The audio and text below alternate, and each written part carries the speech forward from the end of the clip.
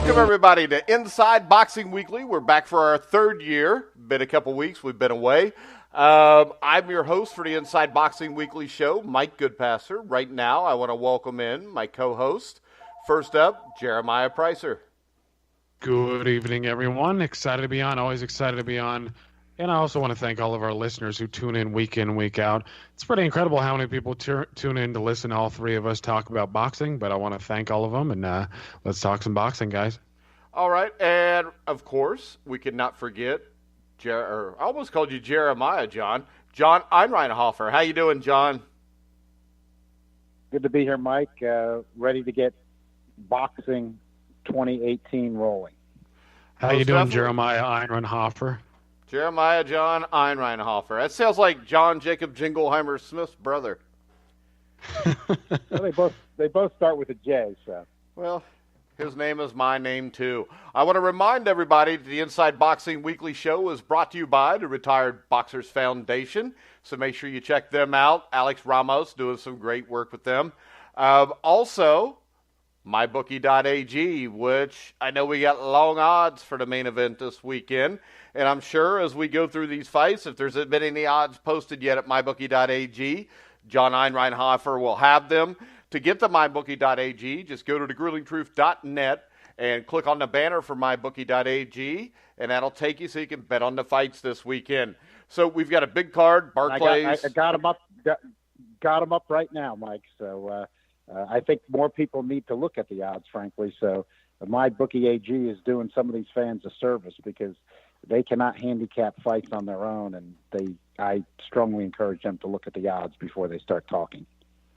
Well, so let's go ahead and we'll start off. I imagine the odds are pretty long in a lot of these fights. We're going to start off with Adam Kownacki against this Kiladze or something. I'm sure Jeremiah will be able to explain to us how to say his name. I need Thomas Triber here at a moment like this. I should have come prepared.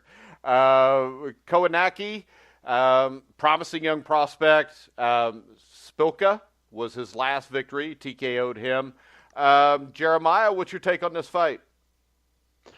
My take is like a lot of people. I think, unless you come from where's he from? I believe he's from Georgia. So I believe he's from the same place that Avanstadil is from. So, he's from a place that doesn't produce many top quality boxers.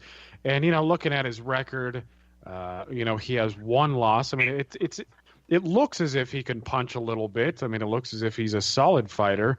But, his only loss is to a guy named Yuri Kalenga. And browsing through his record, he looks like a journeyman-type fighter. So my guess is that Kiladze is a good fighter, but probably not even a fringe contender. This is probably just one of those fights that is safe enough for Kownacki to get by and, shoot himself into further contention. Seeing as Kiladze has been stopped once, and Kownacki actually looks like he has a pretty solid chin, and that's always promising for a young heavyweight. Because with these guys, it's always tough to tell. I mean, the human body's not really meant to withstand these kind of punches from these big guys. So far he looks promising. I mean, I was pretty impressed with the performance against Spilka. To be honest with you, is a bit more conclusive than the Deontay Wilder fight. And I think he gets him out of there. I think it's probably fairly competitive for the first 4 or 5 rounds. And then Kownacki starts to take over because he's got a pretty good work rate for a big guy. But I think he stops him mid to late rounds. All right. John Einreinhofer, what's your take on Kownacki? Similar to Jeremiah's, I like him. He doesn't look the part body type wise, and I'm not saying he fights in exactly the same style, and I don't think he's as good, frankly, but I do think he's good. Reminds me a little bit in the sense of Jarrell Miller, where Kownacki, he brings kind of a strange package. He's a heavy guy. He's definitely doesn't have a bodybuilder type look, but he throws a lot of punches. And as you saw in the Spielka fight, even though a lot of them don't look that hard for a heavyweight when he's firing away, he's just one of those guys like Miller who fires at such a high rate. You watch him long enough and you see he's a threat to bludgeon you down, and that's what he he did with Spielka, and that's what he does in a lot of his fights. And that's, his strength is he's a heavyweight that just keeps coming at you and letting his hands go a lot. We really don't know much about his opponent. The best usually I can do a lot of times when we're dealing, with an opponent like this in Kaladze is, even though his record's okay, and as Jeremiah pointed out, he did get stopped once by Kalenga, who was undefeated at the time. But the best I feel I can do there, when you haven't, frankly, he's a guy that I haven't really seen anything of. You look at the records of his opponents. That's what I'll do. And he's got a lot of his victories are over guys with a lot of losses, which is usually a bad sign. And as Jeremiah pointed out, I think it's always been a good idea, as he did, even though you're stereotyping, you have to do it. You look at what area is the guy from, what kind of boxers have they produced. And if it's an area that's produced more, you take it a little more seriously. But, Georgia in the former Soviet Union hasn't produced a lot. So he seems to be a guy who's just been brought in as an opponent, but I'm going to give PBC some credit. A lot of people like to knock PBC, and on paper, I'm going to say that this does not look like a PBC card meant to be competitive. But PBC, I think, unlike some of the other promotional outfits, has tried to do a little bit better job of matchmaking and at times surprises, at least with who they brought in there. That's going to provide some resistance. So maybe this is a situation where we're doing that. I just don't know enough about Kaladze to say, but I would think, Konachie should keep marching on, but maybe this guy will surprise us a little bit. I have not seen any odds on this fight. All right, next up we got Marcus Brown, who is a rising light heavyweight, had a solid year last year, destroyed Thomas Williams Jr., took out Sean Monahan quickly.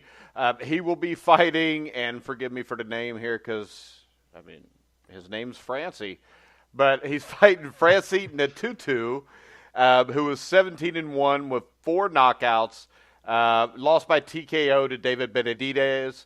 And this is a fight that I think John, that I think this is a blowout waiting to happen. I like Marcus Brown. I would like to see him fight better competition in this fight, though. Yeah, Mike, Marcus Brown is a guy that you and I do seem to agree on. I like him as well. I think he fits right in there with the murderer's row that the light heavyweight division is nowadays. He's not at the very top. I've got him in the bottom part of the top 10, but he's legitimate top 10, and I think with his talent level, he fits in there. I would actually like him, for example, since they fought on PBC cards, if he could ever get the crack at Adonis Stevenson. It doesn't seem like Stevenson's ever going to fight somebody like Brown, but if he got that crack, I would think Brown would be capable at this stage of taking Stevenson. Nieto only does have the one loss to David Benavidez. He gave Benavidez a tough fight, though. Yeah, and he was the guy that gave Benavidez a tougher fight than expected. So this one is really handicapping wise. It's almost like the Konachie fight we just talked about. It's are these just guys that PBC is bringing in to lose, or frankly, I think that since there's been a PBC, even though they've had their mismatches, I think overall they've got a little better record of trying to do some better matchmaking and putting something entertaining together. Are we getting that here from PBC, or are these just guys that are just simply brought in to lose and not offer much resistance? This just don't know, but Nieto did give some resistance to Benavidez, who's tough and is a good puncher. Again, also on his record, a lot of guys with a lot of losses. So just hard to see. He's 35 years old. Hard to say exactly what we're going to get here. I would tend to agree with you. It would seem to be a recipe for a Marcus Brown blowout, but let's see if this guy's just being brought in to fall down or if he's going to come in and offer some resistance. Well, I think he's going to offer resistance. I think that Konakis is going to offer resistance too. I don't think they're putting these guys in as tomato cans to be knocked out quickly. I think they actually have some talent, but I don't think they're a huge threat. I think they're there to make them look good if they come out and perform well. Jeremiah, do you agree with me, or am I totally wrong here? No, I think you're right. I was actually pretty surprised because anybody who travels box rec frequently, they have a watch list, and so this is how I come up with a lot of, my prospects of the month is whenever I see somebody who looks promising, I throw them on my box rec watch list. And I was surprised to learn that Natutu was actually on there. And he's a pretty good fighter. I mean, I think you're right. I think it's a good styles matchup for Marcus Brown in the sense that, Natutu, the biggest fear for Brown is a guy who punches. And he's going to have to face one of those guys eventually. I mean, there's just no two ways about it. But Natutu offers a guy who's a good boxer, but not one who's a power punching threat. So I think that Natutu is going to hang in there.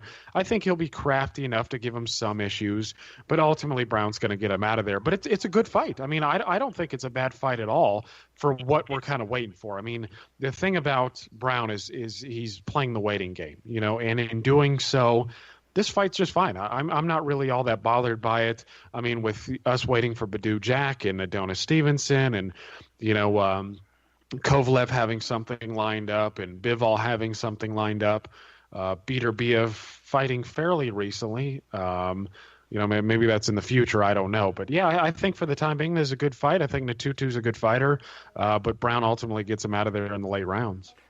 All right, and then the co-main event, we've got Robert Easter versus Javier Fortuna. Probably should call it a semifinal, not a co-main event.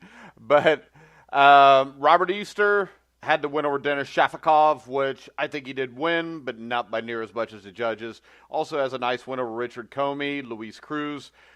Strong-looking young fighter. Still have some questions about him, at least I do.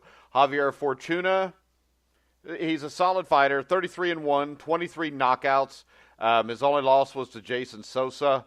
When I look at this fight, I favor Easter, Jeremiah, but he's a young fighter, looks like he's going to be good, but I still am not completely sold on Easter.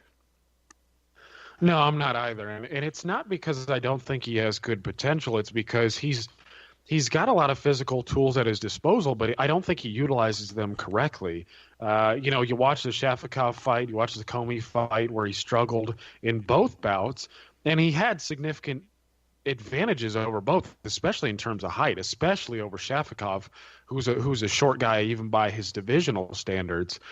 So the thing about Easter is just it looks like he could make things easier on himself. As tall as he is, as good of a jab as he exhibits from time to time, he looks like one of those guys who could just pick you apart from the outside if he wanted to. But he's got a little fighting spirit in him, and maybe one day it'll cost him. I don't know. I mean, Easter seemed to have taken the punches fairly well so far, but I'm in agreement. It's one of those things like, can he turn the corner where, maybe he likes to scrap, but if it ever comes down to it, he gets thrown into a big fight, he can stick to a game plan, not get sloppy, and not get caught as much as he has in the past. I don't know. The verdict is still out. But in terms of that, we talk about PBC's matchmaking. I think this is another good building fight. I mean, I would much rather see Robert Easter fight one of the top guys at 135. I mean, do we really need to see Jorge Linares versus Gesta? No, we don't at all. I mean, these guys are taking a bunch of soft touches, and it's a bit unfortunate. But you look at where Mikey Garcia is going. He moved up. Linares has something planned. Lomachenko or some of these other guys. I just don't know who he's going to fight, who's going to be a significant threat right now. But with that said, Fortuna, I think, is a good styles fight for Easter. Easter, if I'm not mistaken, he hasn't taken on a lot of southpaws. Fortuna presents that. Fortuna's got a solid punch. But he presents movement, but not a lot of movement. He's hittable. So I think this is one of those fights where it'll be fairly competitive early on, like a number of these fights on this card. And Easter eventually find him and break him down. I think Easter's going to score a stoppage here. I think his work rate and his power is going to be good enough to get him out of there. But again, for the time being, it's okay. He'll learn from it. Again, it's a southpaw. But hopefully he moves on and upwards from here. I mean, eventually it gets tiresome watching these kind of fights take place. Yeah, and John, I think the key here is this. I'm all right with him taking his fight right now, but what he needs to do is he needs to go out and he needs to get this guy out of there quicker and really prove that he is worthy of someday fighting for a real lightweight title. Yeah, I agree with that 100%, Mike, and I'm going to touch on that in a minute, but I wanted to just also touch on something that Jeremiah had mentioned, because I think I think you can call it objective evidence of what we're talking about with the matchmaking. People like to knock the PBC stuff. A lot of people do, at least, for whatever their reasons are. But Easter and Fortuna on MyBookie AG, Robert Easter's minus 475, Fortuna's plus 380. So, Easter's a solid favorite, but it's not anything ridiculous. Let's look at then January 27th, which is Linares and Gesta on HBO. Linares is a minus 5,000 over Gesta, and Gesta is plus 2,500, which those are odds of a complete mismatch, basically joke fight, and that's HBO. So that shouldn't be on premium. That shouldn't be on premium cable. Now, getting back to what you said, I agree 100%. Just since we're speaking of, we got a PBC card here, and I'm looking at some PBC fights coming up. I have two PBC guys that I need to see the blowout you described and the matchups they're being put in this year, because they are early in the year. They are fights that they should look good in. And one of them for me is Robert Easter Jr., who I like coming up a lot. I looked at him as kind of like an up-and-coming Paul Williams, as Jeremiah alluded to. He's not a guy that uses his height, but he looked to me like he had the potential of being effective in that Paul Williams aggressive type style, where he was throwing a lot of punches, sort of using his size, leaning on guys, muscling them, even though he wasn't using his height, but using his physical size that way, and not an enormous puncher, but a good puncher. But Paul Williams would be getting out a lot of these guys that he needed to get out, and I haven't seen Easter develop on a level of a Paul Williams Jr. so far, even though Paul Williams Jr.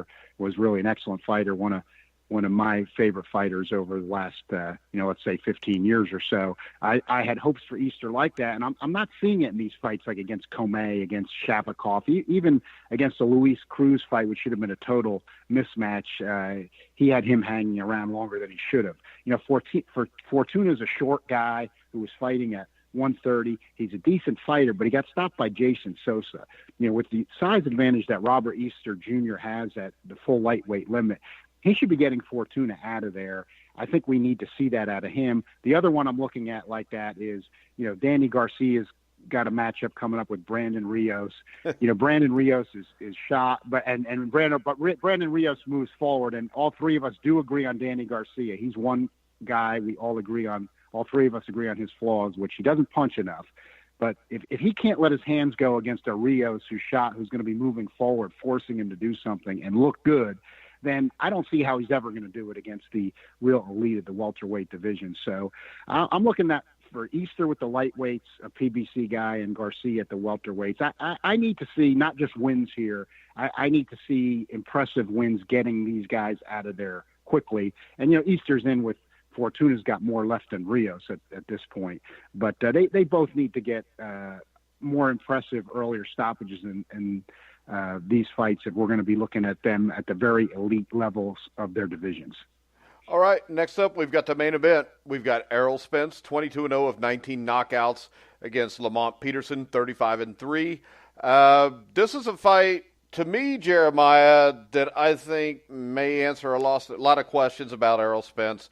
He only fought once last year, twice the year before. The competition has not been great. Kell Brook's a good fighter. Outside of that, you got Bundu, Algieri. They're all right guys. Algieri's probably over the hill a little bit. My question coming in this fight, though, is Peterson has been even more inactive. And I think he's, 33, 34 years old, something like that. And my question is, this is the first legit welterweight he's going to fight. And also, David Evanesyan, I mean, in 2.5 years is the only guy he's fought, who's a solid guy, but he doesn't punch that hard. Do you give Peterson much of a shot here?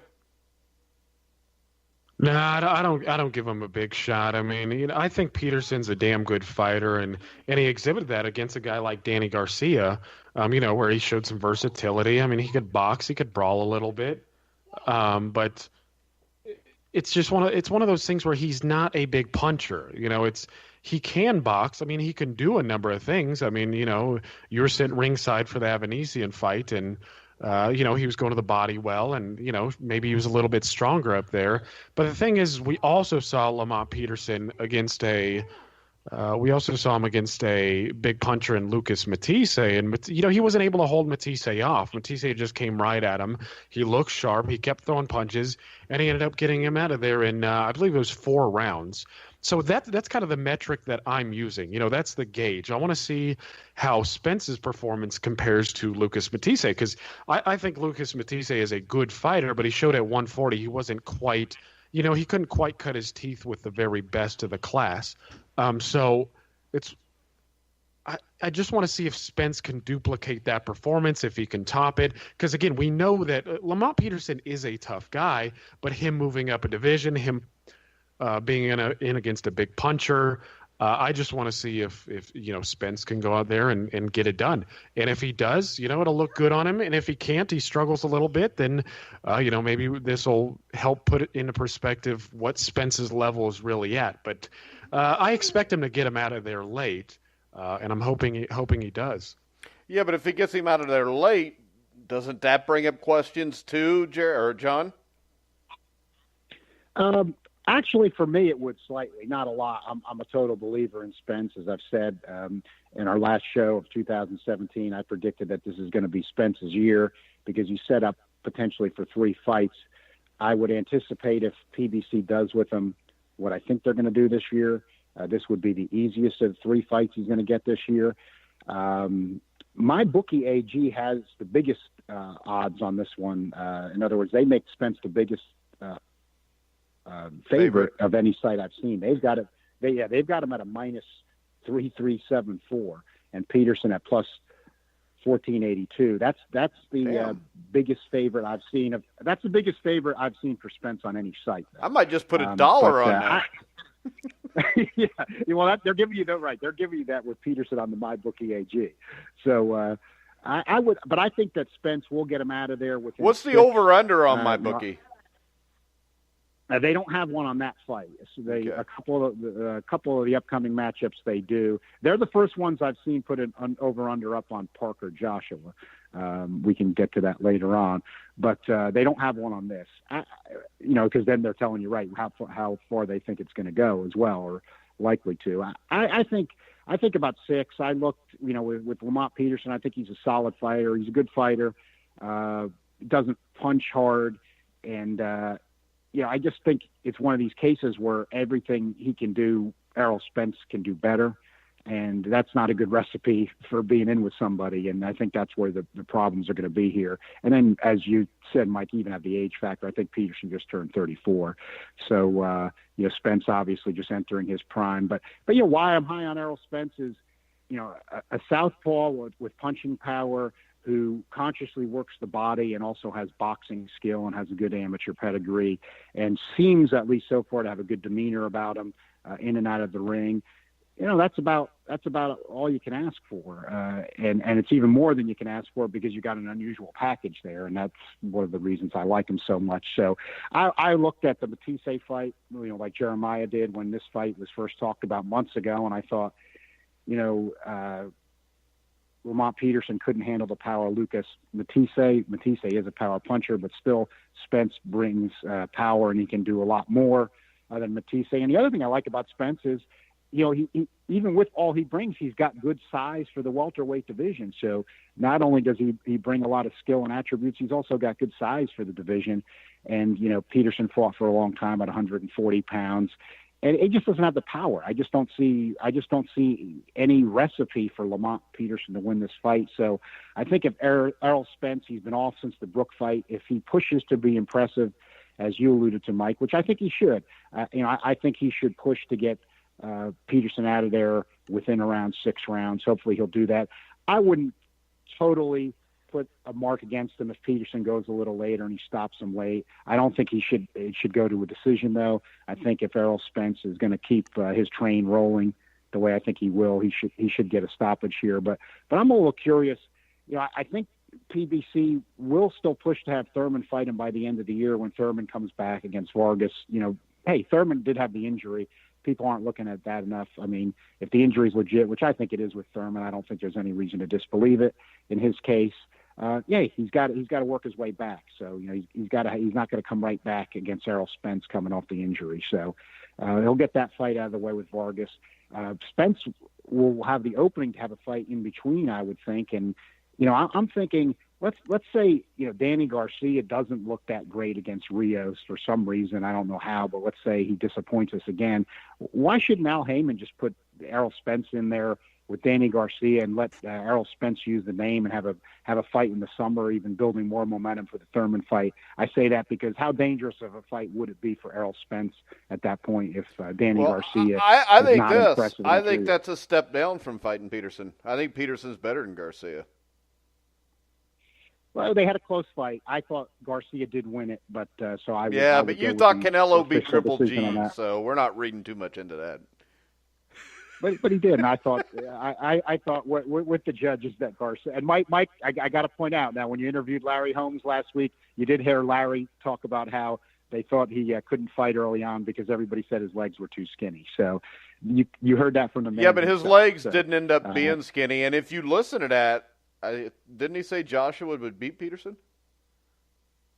I mean, it's just he said right. You he mean said Wilder? there right to you, Mike. Yeah, whatever. He said Joshua would too, though. He said right there. Yeah, Joshua would smash said right there. Peterson. Yeah, said so right there to you. this Right is the there to you. thing, Man though, himself. John.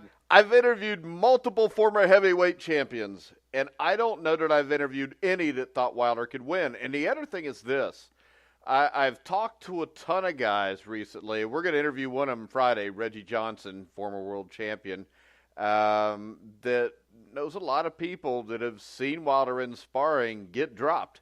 And there is a huge question about his chin. And, I mean, I still think this is Frank Bruno versus Michael Grant when they fight. I think it's more of a Holmes Cooney. Oh my Joshua God! Wilder Come fight. on, you're going to compare either one of these guys to Holmes and Cooney? Not in terms of talent, but I think that's the way the fight plays out. I think it's that type of a fight. But see, this is the that's the way difference. I Holmes play and it. Cooney could both take a punch, and Holmes and Cooney both had a ton of skill. No matter what anybody says about Cooney, because if you listen to Holmes' interview, he went on for 3 or 4 minutes about how good Jerry Cooney was.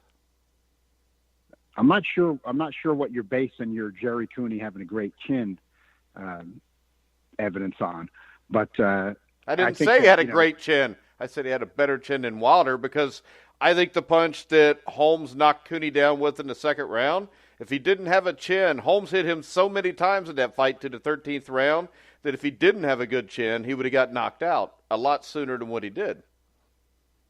He did get dropped in the second round in the fight, but Yeah, but getting dropped doesn't mean you don't have a chin. Not getting back up usually means you don't have a chin. I think that the best Jerry Cooney that was out there, well, was probably against Larry Holmes, although it could have, in theory, been in the Norton fight, even though Ken Norton was over the hill because Cooney did have a shoulder issue after that. But I myself, if the fight happens, let's say this year or within the next year, and nobody loses, nothing gets off track, I see Wilder and Joshua kind of being a lesser talented version of. I wouldn't say Joshua was necessarily lesser talented than Jerry Cooney, but really? I think that come on, Joshua. Yeah, you said yourself that Joshua beat an old Klitschko, and that was it. I think this, and if you listen to the Holmes interview, he said that Jerry Cooney would have beat the hell out of anybody fighting today. Well, the Jerry Cooney, Larry Holmes fight, and before he hurt the shoulder, the upside probably was there. I don't disagree with what his upside was, but it just becomes more of a mysterious factor. But I've always thought for recent times that a Wilder Joshua plays out something like a Holmes Cooney. I think that Wilder, again, I've said it consistently. If Wilder comes in at 220 pounds, I think that's what he needs to do. Then he'll be able to move on Joshua. He'll be able to stick him with a jab. Joshua's a little robotic. He's shown some issues with the stamina. He's shown that, when the Klitschko fight, that he can obviously get put into serious trouble. And he's fought better people than Wilder has, but not that much better. Oh, come on. Overall. Who has Wilder fought that was even remotely good? Come on, Berman Stavern? Yeah, in the first, everybody had Stavern in the legitimate top of their heavyweight division for the first fight, but that is the only top 10 guy he's fought legitimately, no doubt about that. But so you got with Joshua, he fought Klitschko, was really out of the rankings because he hadn't fought for 17 months and he was coming off the Fury loss. Then you've got, Brazil, who's touched into the top 10 now. We'll give him that. Charles Martin hasn't done anything since. It's a little Dillian White. It's a little bit, but Wilder's also got guys on there like, Liakovic and yeah, but Scott. Liakovic seen his better days about 10 years ago. Right. I give Joshua. That's why I have Joshua ranked number one. I think Joshua does have the better resume on paper. But I think if the fight happens in the near future, I think that Wilder will have enough to pull the slight upset there. One of the British sites does a good job of putting odds up on theoretical upcoming fights. They've got Wilder and Joshua up there. They have Joshua as a minus 250 over Wilder. So he'd be a favorite, but not a huge favorite. And I think that that's a reasonable bet at an upset. In other words, picking Wilder there is not picking the quite as huge upset as people would make out. And I like to point that out because, you look on the MyBookie AG, and that same British site has about the same odds on Parker with Joshua. Joshua was a minus 990 over Parker. All three of us have agreed here on this show that Joseph Parker is just simply not that good. And on that fight, the over-under's only 8.5. They've got it where Parker's the underdog to even go 8.5. But I would say this: I think Joseph Parker is better than anybody that Deontay Wilder has fought.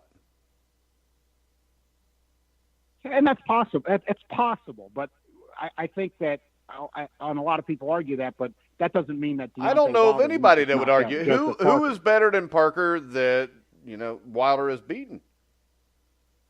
Yeah, it may not be anybody. But what does that really mean?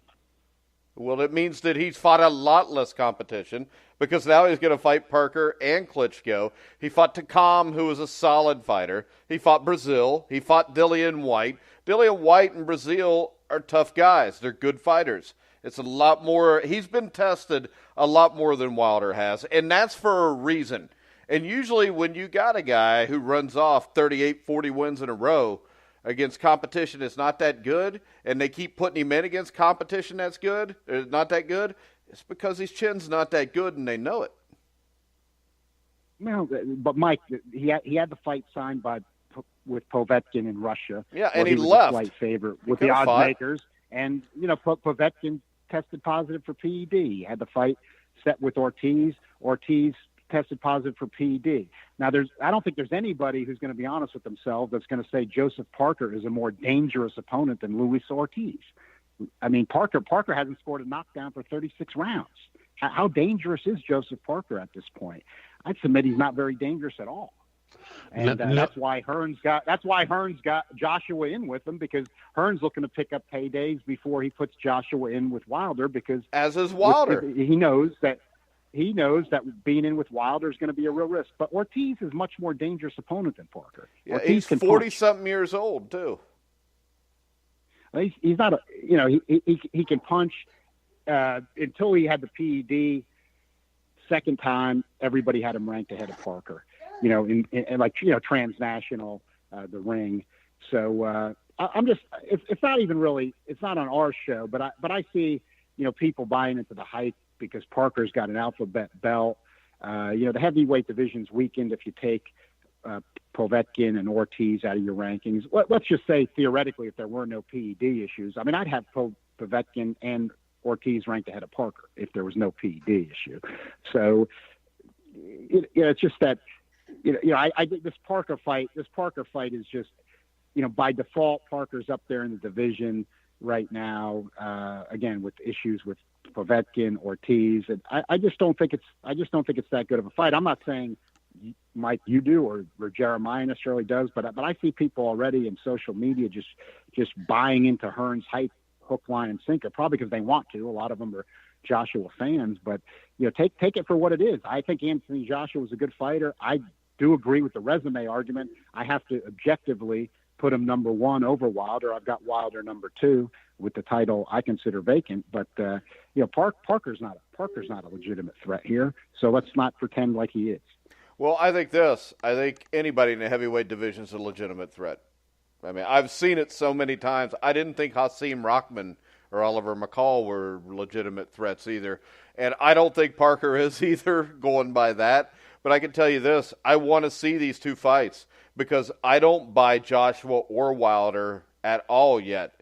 And to me, if Joshua watch and them both Wilder, get upset. Yeah, and to me, if Joshua and Wilder were that great, or I thought they were, I would be sitting here with you demanding this fight. I'm not demanding this fight because I would watch it. I would be excited about it because I think it's two guys. They're going to go in there, and one of them's going to get knocked out quick, and I don't know which one because I'm not sold on either one of them. And I don't see a reason to rush to the fight because I think if you let me see Anthony Joshua go out and destroy Parker, Wilder destroy Ortiz, then I really want to see that fight. Not because I think it's a good matchup, because historically it could be a significant matchup. Right now, with the guys these people have beat, it's not. And to me, Wilder beating Ortiz makes him a lot more legitimate. Beating Parker, to me, does not make Joshua legitimate, but getting off the canvas to beat even an old Vladimir Klitschko makes me think that he might have something. Before they fight, I want to see a reason to believe that Deontay Wilder is that good. Well, yeah, and I mean, and you look at it on paper too. I mean, both these guys are top five guys, right? I mean, Ortiz is potentially a top five guy, at least in terms of talent. Parker is a top five guy just about everywhere you look. And funny enough, Parker actually has a solid resume. I don't know, maybe you could even argue it's better than Wilder's. I mean, he did beat Takam, he did beat Andy Ruiz Jr., and he did beat Fury. So it's pretty solid, but a lot of us are just basing it on the eye test. That Parker is just he's not really getting it done. He's not really doing anything too exciting for us. The Fury fight really wasn't all that exciting. The Ruiz fight was really close. Sorry. And, Takam hung in there tough and went the distance, but it is one of those things. I mean, if Wilder starches Ortiz, who is let's imagine he's a top five talent at least. I mean, even if you're not, ranking him, I do think Transnational took him out of the rankings because of the last pet issue, but so much of this is so complex and a matter of gray. But if he does start Ortiz, that is his first top five guy, that he will have gotten out of there in an impressive fashion. So I definitely think that does hype the fight. Of course, Tyson Fury might throw a wrench in the whole mix, and maybe he comes back. Maybe Joshua and him fight later this year, and I don't think too many people would complain about that. Of course, my complaint would be that Fury's not going to be the same Fury who beat Klitschko. I know that performance wasn't fantastic. It's not something where,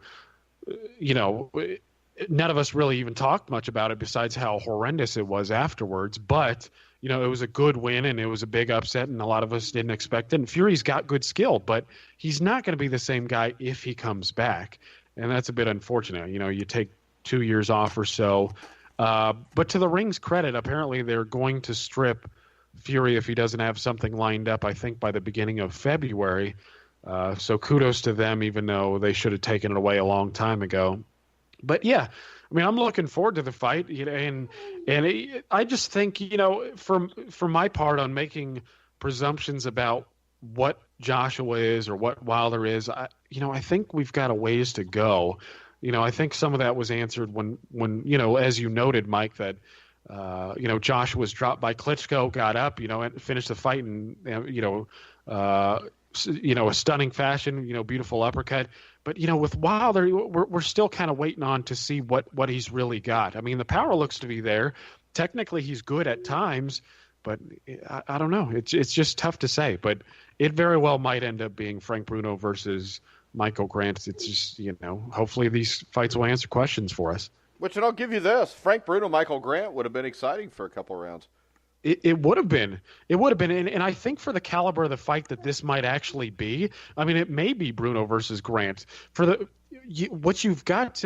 What I think maybe we should give these guys credit for is if they build this fight and let's say the fight itself is exciting, because I think stylistically they match up pretty well. And I do think, we would get a knockout. I do think there is a good styles mesh there. If you could get Frank Bruno versus Michael Grant and get it to be as big of a payday as Wilder and Joshua is going to be, granted, there's no wrenches in the process while getting there, you got to give him some credit. I mean, you got to give Eddie Hearn some credit for producing what this will be. I mean, Grant and Bruno wouldn't have sold that well. No, that's because people had Evander Holyfield and Lennox Lewis to watch back then. They didn't need to watch those guys. Yeah, that's right. But I mean, I think Josh was making. Damn it!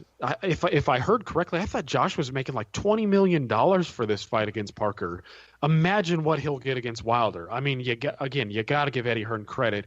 He's been a hell of a promoter so far. Oh, and one interesting thing I found on Boxing News today was Eddie Hearn actually invited Alexander Povetkin to fight on the undercard of Parker versus Joshua. And I thought that was interesting, not necessarily because I think Joshua will fight Povetkin later this year, but it seems like a solid backup plan just in case Parker gets injured.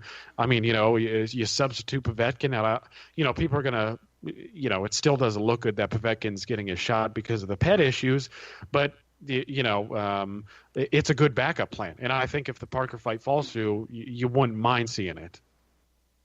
All right. Let's go ahead and talk a little boxing news. Jeremiah, do you want to start us off? You got anything? I do. I think there's been a number of interesting things that have been transpiring in the boxing world. And of course, it's early in the year, so, it's all starting to shape up. We're all starting to get a feel of how the year's going to play up. And so far, it's not that bad. But I wanted to touch on something real quick that we kind of missed, and maybe we'll throw it to John, and then maybe I'll grab some. But Sergey Deverenchenko is fighting on the undercard of the Spence-Peterson fight, and he's taken a guy who's a journeyman, nothing special, and it's not really the fight itself that I'm intrigued about. But what I like is, we talked about his trainer and because he's training out of New York and how he did a solid job with Danny Jacobs. Well, I like to see Deverenchenko staying busy. They offered the fight to Demetrius Andrade, or Andrade, I don't know, he changes the way his last name's pronounced every year, it seems. But they're keeping him busy, and I really, really like that. I wish more guys would do that.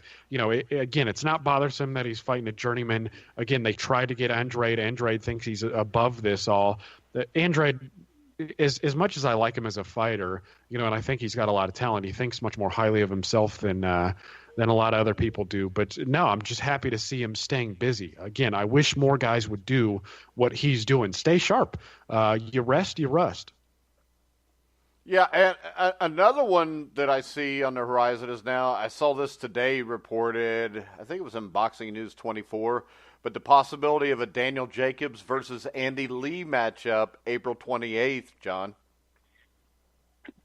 Yeah, I did just see that a couple hours ago. I saw that they're also talking about O'Sullivan, which, he did. I think Antoine Douglas was damaged from that beating he took by Kurt Seedy, but that was a good performance by O'Sullivan. And, really, you look at his resume now, he's got a loss to Billy Joe Saunders, who's, of course, still undefeated, lost to Eubank Jr., who's been fighting good. So O'Sullivan's resume is not bad, but I saw the same that now apparently they were looking at O'Sullivan first, and now they're talking about Andy Lee instead. Andy Lee's only had like 1 8-rounder in recent years. I don't think that Andy Lee would be able to hold up very long against Daniel Jacobs' power. So I don't think that's a good matchup for Andy Lee. But, Daniel Jacobs has an HBO deal. HBO was showing a little bit of some signs of life, I thought, with their matchups at the end of 2017. So I'm hopefully they're going to keep this creativity, looking for some better matchups. So I would just take it as they're trying to find something good for Daniel Jacobs. But I think the fight that would make more sense, and while he's going to be waiting around, since Billy Joe Saunders did just fight on HBO, so obviously that can be done when he dominated Lemieux on there, is we could just go right to Jacobs and Saunders now. Why not just and have Sullivan versus Lee on the undercard? Yeah, that would be right. That would be a good one. At all Irish type matchup there. Yeah, do it in New York. Those sell well in New York. Yeah, right. Yeah, do it in Ireland. New York, so. Do it in Ireland. Do it in Belfast. Right. Do it in New York. It's just like the same thing almost. So, you would have that with Jacobs as the headliner. Maybe fighting Saunders or something like that. That would be a good HBO card there. And then you can have Joe Smith versus Monahan or something. Which they should have had. I mean, why? Why would you have that? That's just Joe Smith knocking him out in the first round. Yeah. Well, this is what. It's what we talked about a while back about how Joe Smith against Barrera was a bad styles matchup, and so was Monahan versus Brown. They should have thrown Smith versus Monahan because I understand that Smith is a better fighter and he was going to knock him out. But when we were talking about it, Monahan still had his O, and so did Smith, and it would have been a good sell for the time being. But yeah, I mean, right now I don't know what Smith is doing. I actually think Smith has something lined up. I saw it, but I don't know who he's supposed to go. There was a report. There was finally a report on Smith this week. It's funny you mention that, and it was literally this week. Yeah, they said they were confirming that he had a broken jaw and had to get surgery, and now he is ready to come back. And they were saying that they wanted to have him, I think, headline, and were admittedly it was going to be a lesser opponent, but they wanted to have him do a hometown headliner type thing, almost like we're saying, almost maybe make it up for that Sullivan Barrera miscalculation, unless again it was just because of the money they got. I'm sure that had something to do with it, and for some reason they just decided that payday was going to be worth it. But something about him, kind of coming back in his hometown, with Joe DeGuardia there, who's his local promoter, and then DeGuardia cuts deals with different people. He did a couple with Al Heyman with Joe Smith, then he went to HBO doing some other stuff, but he's done a lot of stuff teaming up with Al Heyman. So you almost wonder if Smith could get back in some of those connections. But yeah, it seemed like it was going to be a lesser opponent, but that he is getting poised to come back now after they're confirming that he had a broken jaw in the Barrera fight. Yeah, but they said it was his tooth also too. He had to get a tooth. He had a problem with the tooth that he had to get pulled or something like that. All right. Another one that comes to me, the WBSS Cruiserweight Tournament. It looks like Gassiev and Usyk are both planning, if they win this tournament, to go to heavyweight. How do you think they would fare at heavyweight, Jeremiah? I think they do pretty good. I think they've both got the build for it. I mean, Usyk had actually partaken above 200 pounds in the amateurs. So I don't think it would be that big of a transition for him. Problem is, I don't think he's going to be a big one. But then again, that's a fight me and some others talked about a long time ago. Usyk potentially against Anthony Joshua, because when you're looking at the landscape, the heavyweight landscape, Parker's a top 5 guy, but he's really, most of us are doing the eye test, and he's not really wowing us.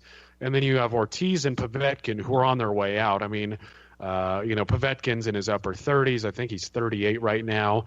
Luis Ortiz, according to Rick Glazer, you know how old Luis Ortiz is? Apparently he's about 47, 48 years old. I know from what I hear, from some trainers around him, that he's been getting AARP membership cards in the mail. He's going to the all-you-can-eat buffet on the weekends, and he's getting the senior discount. Oh, that's kick-ass if you can get it. John's got it, don't you, John? No, I just put those in the garbage when I get them in the mail, Mike. Yeah, they make me feel bad. I don't want to use a senior discount because then I'll feel old. Not that I can use it yet, but I do on Fridays bowl in a seniors league for one of my friends whenever they have somebody down. I'm 49, so the thing that is cool going there is when I go there, I'm the best-looking guy there, And, I mean, all the old ladies love me. And then on top of that, there's been 2 separate occasions where I've bowled, and the person bowling against me, 4-man teams, was a blind woman. And this is the thing that makes me feel really bad about myself. Because when she's bowling, I hope she throws a freaking gutter because that's how bad I want to win. And it makes me feel really good when she does. And when she, gets a strike, I actually get kind of upset and want to throw a fit. But I don't because I don't want to look like an asshole. Has Luis Ortiz showed up on your league? Luis was too old to bowl in the league. Yeah, I want to point something out, too, that I find interesting. Rick About Glazer my bowling league? Yeah, no, I don't. Okay. I don't. You're bowling against old blind ladies. I'm not quite sure that. It doesn't matter. I'm winning. And it's just like Deontay Wilder fighting blind guys 40 times. Go ahead. Well, yeah. So just a note about Rick Glazer. He was saying that Luis Ortiz is probably about 47, 48 years old. Well, he also said that a Cuban amateur coach told him that Guillermo Rigondeaux was 42 years old right now. So I just thought that was interesting. Of course, I can't confirm that, but I do think it's interesting. And Rick Glazer's he's not typically a guy you would doubt with information like that. But the thing about oh God, what were we talking about before we got into Luis Ortiz? My bowling team? Before that. Did my bowling team screw you up? Yeah, we're talking about the cruiserweight. Oh yeah, the cruiserweight division. Yeah, gee, now I got real sidetracked there, but no, I think Usyk. Yeah, I think he'll fare. I think Usyk and Gassiev both have the bodies to be up there. And Gassiev, I actually really like his physique because he's a guy. He's got good muscles, but he's not muscle bound to the point where he looks robotic, where it looks forced, where he tires easy. But he's got the tools to be a good one. And this is the thing is, for John and you and I, guys who are big proponents of there being less divisions, I think guys like Gassiev and Usyk are examples.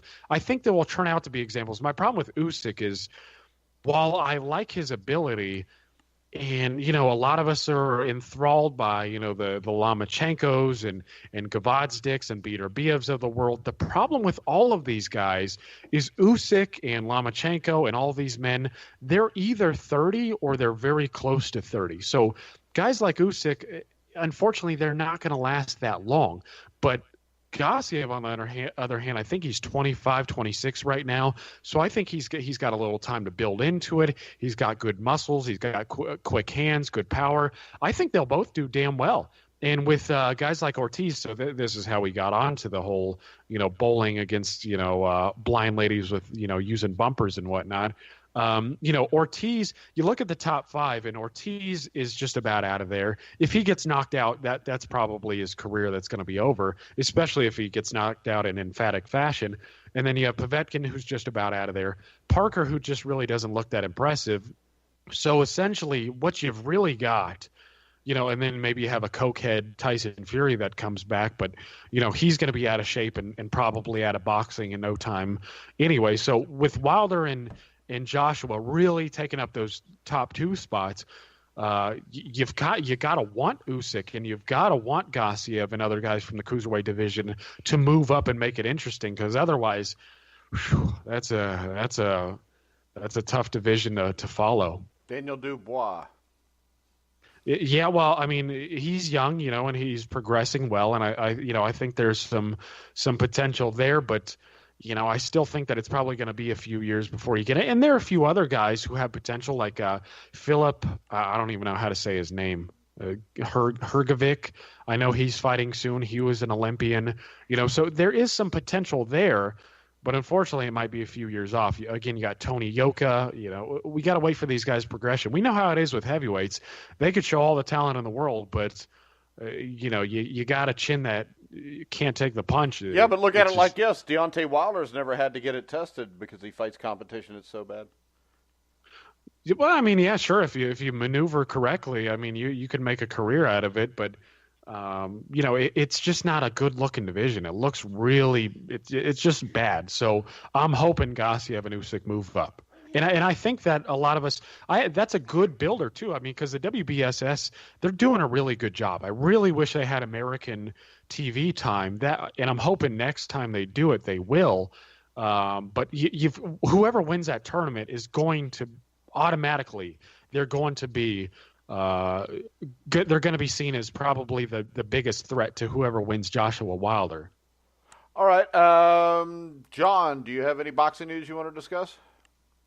Well, just adding that, Gassiev's only 24 years old. I picked him to win this cruiserweight tournament going in, and he's going to have the tougher road. He's got Dorticos next, which is close to an even money fight, and Dorticos has proven to be real good. But assuming that he's able to survive that and get through, he'll have shown a lot going into the USAC bout. I think USAC will easily get by Breedis.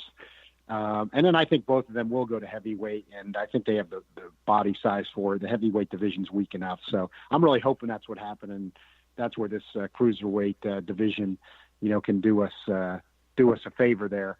But in terms of any additional news, just things that have just caught my eye was just, we were already really touched upon it, is, with the signing of the Parker Joshua, I just think a certain faction of people that follow boxing or jumping on the alphabet thing with Parker and overrating him. And remember Parker went the distance with Kananju, who was knocked out in the ESPN Boxino tournament in 2 rounds by Donovan Dennis. That's a guy that Jarrell Miller knocked out. So that's not a real big boost on Parker's resume.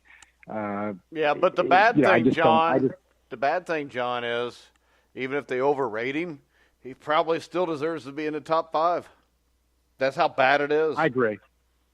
And that's the one thing. See, to me, I actually agree with that. And I would just say this for all the fans. If you want to try to justify this Parker Joshua thing, just say that right there. Say, well, with this heavyweight division, Joseph Parker's still got to be in your top 5, and unfortunately, with this division, you do end up having to say, yeah, that's the truth. So I just would like to see him get right to Joshua and Wilder. Now, I do agree with the part that with heavyweights, even though on paper there's fights like Joshua Parker where Joshua should handle him easily, it is different with heavyweights when one bomb can be landed and things can change, and that could happen to Wilder. Or Joshua, just because it's heavyweights, and especially with Wilder, with Ortiz, who, is a better puncher. I just saw boxing news today. I don't think, it's that big of a news, although, it was reported a lot today, but Jamel Herring, one of the PBC guys, is going over to Top Rank, and, Shabakov, handled him pretty easily, and Shabakov since, picked up a couple of losses. So, Herring was an older amateur, good story, as an American amateur, he's in the military, and he said he's moving down to 130 pounds. Why the story, though, matters to me is, some people are speculating this, but it could be true. And I think that, all three of us have agreed that we like what PBC's try to do. Somebody had to try to do something with the sport. I think they put pressure on anybody else, on all the other promoters, and, got more stuff on the free TV. But the speculation is, and I'm almost thinking at this point, maybe there could be some truth to it, that, Al Heyman, really, his fighters have never, even Herring's not saying anything bad about him. Nobody's ever said anything really bad about him, that he didn't take care of him, that maybe within this boxing climate with all the fiefdoms, and it's so hard to operate with that, the TV networks, the alphabets, that maybe he is having to let a few guys go because he just can't get enough work for all these guys. In other words, he's got so many guys signed, which could lead to good matchups, but there's only so many boxing TV dates available, and you've got all these guys to satisfy, and maybe as opposed to a Top Rank, which really their talent base is too thin, maybe PBC's, there was just too many guys, and that, the people that don't like him like to criticize him for that, and maybe it was just a case where they just can't get enough work for all these guys. And maybe, as Jeremiah mentioned, Adarizej Vyachenkov, who's been fighting with them, he's one of their better guys, certainly, not getting him work on the undercard. Maybe there's just going to be a focus on getting the better people work, like the Charlos, Spence, Gary Vyachenkov, et cetera. Well, they need to focus on Gary Russell Jr. Yeah. Right. Gary Russell Jr. has been, and that's understandable that he's their most talented guy that has gotten the least work. He's on a once-a-year pace. And I agree with the critics there and I know Jeremiah stated a lot. And I agree because I like Russell Jr. also. He's fast hands. He's got power. He's only got the loss to Lomachenko. We'd like to see more of him. We'd like to see him getting in there with Santa Cruz or Maris or somebody like that. And, I'm sure Al Heyman's a smart guy. I'm sure he knows Russell's one of his more talented guys. Everybody wants to see him be one of the guys that gets more active. So if they're going to maybe let some of their lesser guys go, let's see some guys like Russell get more active.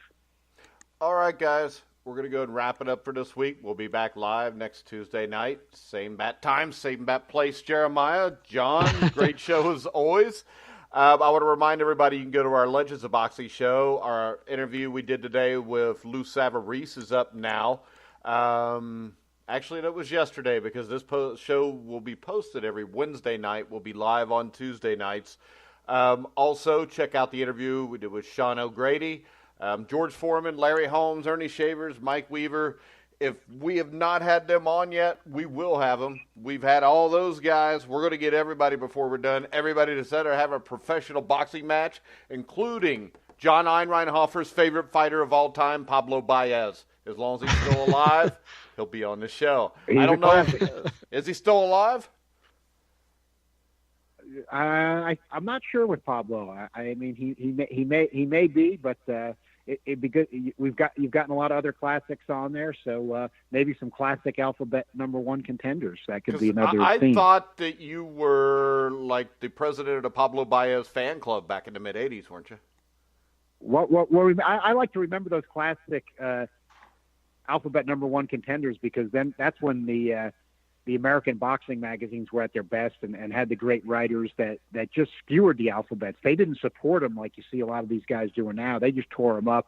They led the charge against them. And one of their favorite things to do would be pull out the most ridiculous #1 alphabet contenders that the WBA or the WBC would come up with and point out who was on their record.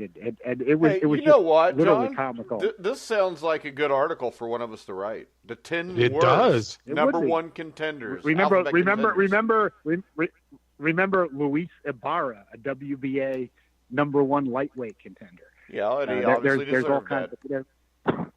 There's all kinds of classics through the years. Well, I mean, we could probably make that a current series too. Shit, right? Well, now we could do it not off of contenders, but actual supposed to be champions. We could. Yeah, that it could change to the actual belt holders now. Yeah. Yeah. But yeah, go ahead. No, go ahead, because I was going to wrap it up. So if you got something to say, get it out now.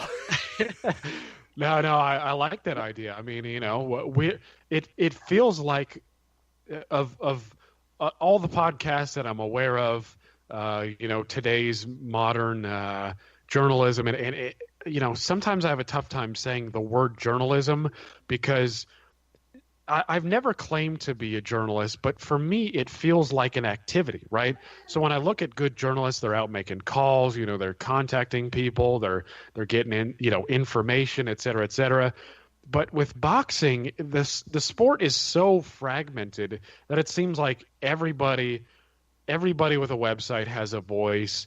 Even the big guys, I like Douglas Fisher, Steve Kim knows his stuff too, but we're talking about two guys who are in very powerful positions, hashtagging belts matter. And funny enough, I saw Steve Kim complaining about guys who they collect all these trinkets like Adrian Broner, but they don't really fight anybody. And for me, that's a little bit ironic because when you're essentially what you're doing is you're giving them a pass to do so, right? You're saying, well, belts matter, and then you're complaining when they use these belts to stay in safe spaces and collect defenses, guys like Sven Odke and et cetera, et cetera. But the problem is few of these guys out there, real journalists or even guys who are just writers are calling these people out. It feels like we're bearing the torch. We're one of the few beacons of light in the darkness, and there's just not enough of it going on. There's just too many people. Oh well, the IBO's a real title. Oh well, belts matter. Oh, I'm just, I don't know. It's tiresome. Well, that's why we're here, and that's why it's called The Grueling Truth. So, that's right. to hell with all the other guys. Just listen to us, read our stuff. We've got the best shows in the business anyways. You got this one. We got our Legends of Boxing show. How many of these other guys have, Larry Holmes, George Foreman, Ernie Shavers, Mike McCollum, Sean O'Grady? They don't. They don't go out of their way to do it. They only care about the stuff that goes on now because that's what pays their bills, which is fine. Right. But since it pays their bills, you get a one-sided opinion of everything you won't hear.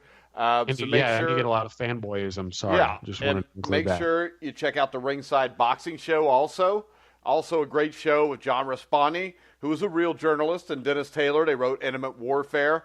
Also the Rope-A-Dope radio show. We've got Anthony George will be starting a boxing podcast soon. We've probably got another one or two I forgot about too, but that's what happens. If you're listening to this on the website and this tape delay, Thursday night, we'll have our conference championship pregame or preview show, pick'em show. Myself, Matt, Brian, of course, Mark Cooper played Super Bowl 21 for the Denver Broncos. And also a special guest this week will be Tony Pike, who was the quarterback of the Cincinnati Bearcats in 2009 that went undefeated, played in the Sugar Bowl against Tim Tebow. He also played for the Carolina Panthers in the NFL, so make sure you check that out. You can go to iTunes and download all of our shows. You can download our app in iTunes. Make sure you check that out. You can hear us on iHeart, iTunes, TuneIn, Spreaker, Stitcher, Google Music. Wherever you hear podcasts, you'll hear The Grueling Truth. So for John Einreinhofer, Jeremiah Preisser, I'm Mike Goodpaster. You've been listening to The Grueling Truth, where the legends speak.